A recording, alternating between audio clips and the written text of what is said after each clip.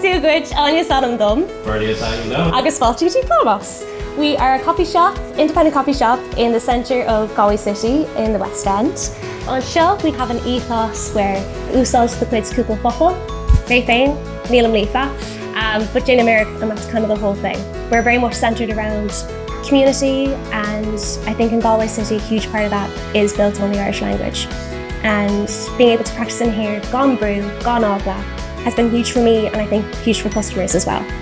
Rud mai Ellen ceapan go an táhacht the current would you get a bit something at Plámás. You're having to insert and data bits the cafe or the tea or to get it was trying to last me day cents as the coffee no tea.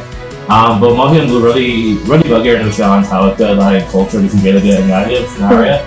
Trying to engage and get it a large such as group to see it stitch phonetically. So Neil and Brew Orts, the Changanu of Fulham, the Chairman of Fulham, the colour of streets and the sheets and chin ditch. Currently, try to stack coffee all, or the Triganaga, the Jack Kenchigo sign team, Jay said that's the coffee.